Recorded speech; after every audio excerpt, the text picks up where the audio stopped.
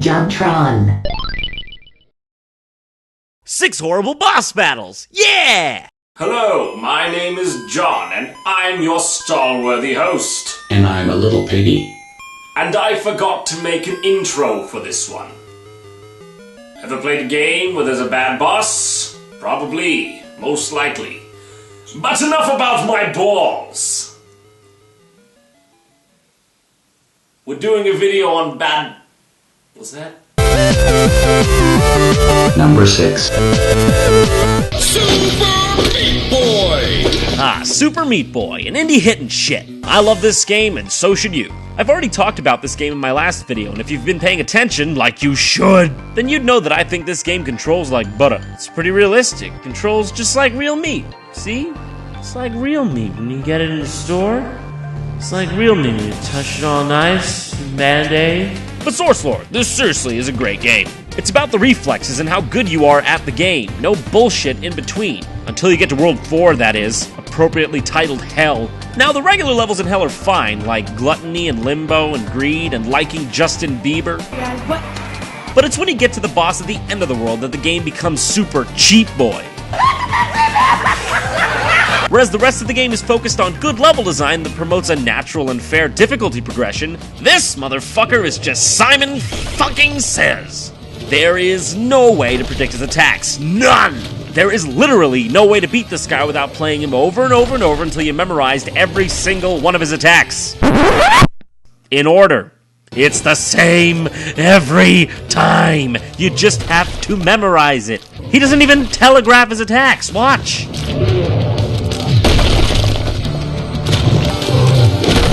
There's no way to see it coming, so what's the point?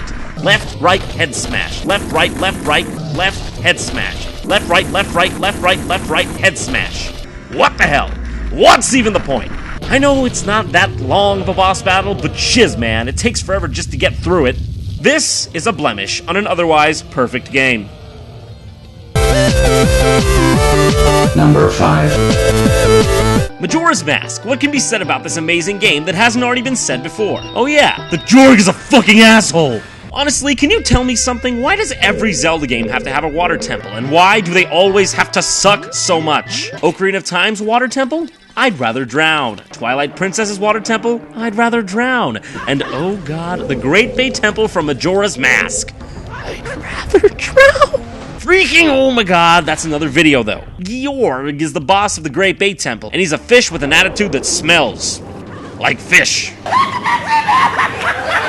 In theory, this boss battle isn't really that hard. In fact, one ancient Greek douchebag might have called it Ise Polioreos. All you've really got to do to defeat him is stun him and attack him. But Nintendo made sure that doing so would be like trying to reach a bag of chips while they were underwater and your head was a camera from the Bourne Identity movies. When you can manage to see Georg, which is never by the way, your lock-on doesn't even work and your elbow boomerangs hit the floor or swoop right next to him, missing him completely. Look at this shit! Not to mention if you screw up getting out of the water immediately after attacking him in the small window of time allotted, he'll come out of the shitty camera and eat your ass faster than you can say fuck this game. Disclaimer, Majora's Mask is actually the best game ever. Let's just hope Skyward Sword has no water temple, huh?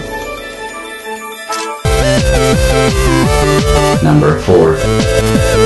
Fallout 3, a title that easily rests on the ironically small list of notably immersive and gargantuan games. The bulk of the adventure isn't even in the general storyline. There's so much to see and experience that it truly feels like you're in a cohesive world of epic proportions. So what better way to end an epic game than with an epic boss battle?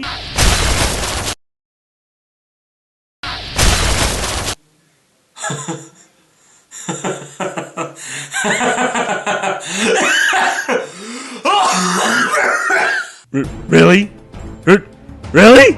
Someone thought this was the best way to end Fallout 3? I don't even know if this is the final boss, but he surely is the main character standing in the last room of the game. That qualifies him for boss status if you ask, oh, I don't know, everyone? Honestly, it's comical how stupid this boss battle is. You just shoot him a few times with VATS and he can pop his little head off before he gets a chance to say, sorry guys, we ran out of time making the game. He's not even in armor! For fuck's sake, he's not even in armor!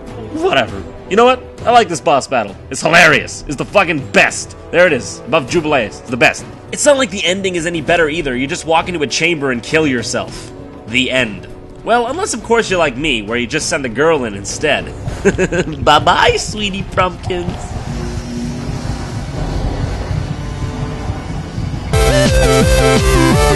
Number 3. Oh yes, one of my favorites, Castlevania Lords of Plagiarism. A game that manages to take hundreds of elements from successful and fun games from recent history and suck the life out of them like some sort of pixelated succubus. I mean, the game was fine, the game was forgivable, until you hit one certain part, and you know what I'm talking about. I recently spoke of this as well. The Ice Titan, or should I say Lords of Shadow of the Colossus. If you're not convinced already that this is literally a carbon copy of the amazing Shadow of the Colossus, allow me to convince you further.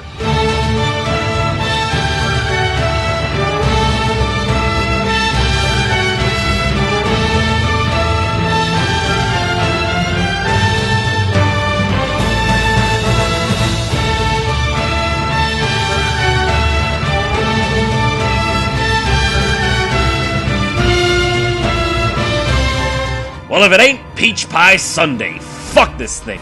If it were actually as fun as then maybe I'd forgive it, but it's not only horrific, it's shit-rific. In Shadow of the Colossus, all the controls are intuitive, and they make you feel as if you were actually clinging for dear life on the side of a massive rock-hard beast. In Lords of Shadow, however, all you're doing is holding the control stick in one direction while occasionally pushing R2 to hold on so you don't fall off. Only problem is, even if you let go when it says to, sometimes you fall off anyway and have to climb all the way back goddamn up. Oh yeah, and try dodging this. Yeah, that's fair. Hey guys, next time you're thinking of making an awesome boss based off some awesome games, try not to forget to rip off the awesome gameplay too, huh? Alright. Number 2. If you were witness to some of JonTron The Lost Tapes, then you know I hate Final Fantasy VIII. I'm with Spoonie on this one. Playing this game is like trying to pull the addiction out of a heroin fiend. Hard and frustrating. And then you get to one certain boss. A boss that literally made me throw down my controller and say, that's it! Mobile Type fucking 8. Yeah, the name sure fits, cause I went mobile type and walked away from Final Fantasy VIII after this piece of shit. I'ma be honest, I didn't want to go all the way back through Final Fantasy VIII to capture this footage, so I just took some footage I found online. But it really doesn't serve my point very well, cause this person has like 1,000,000 health. I guess I just suck at micromanaging RPGs, cause my characters had like no health when I got to this point. I was really only mad at this boss, cause whenever you attacked it, it did counter damage to that was ridiculously powerful. But this guy doesn't seem to have a hard time beating it. So I guess I just suck.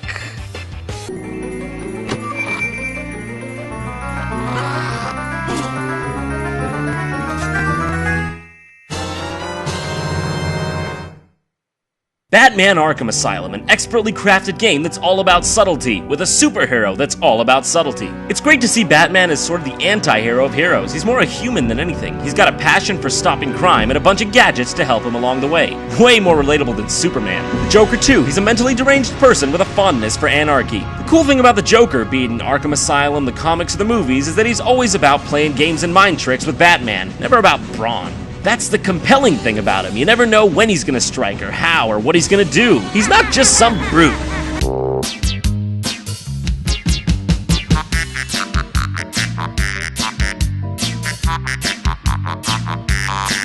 You've gotta be kidding me! What is this? What is this? The entire game, he's a tricky, interesting bastard, and at the last minute, this is the best that could be done? Anything would have been better than Joker on steroids! Anything! I'd rather fight a fucking fish tank with arms! Anything! This completely defeats the point of the Joker, and it really soured the game at the last minute for me. I didn't feel like I was foiling the plot of a deranged genius. I felt like I was playing fucking Gears of War. You know what? If a boss fight is put at the end of the game simply to be a cool boss fight at the end of the game, you might be doing some stuff for the wrong reason. Just saying. In short, this wasn't fun. This wasn't cool. I wanted Joker. I got God of War. Eidos, I was disappointed. That is all. Thanks for watching. Go to normalboots.com right now to see a new JonTron original, and if you want to follow us on social networking, go to facebook.com/JonTronShow or twitter.com/JonTronShow.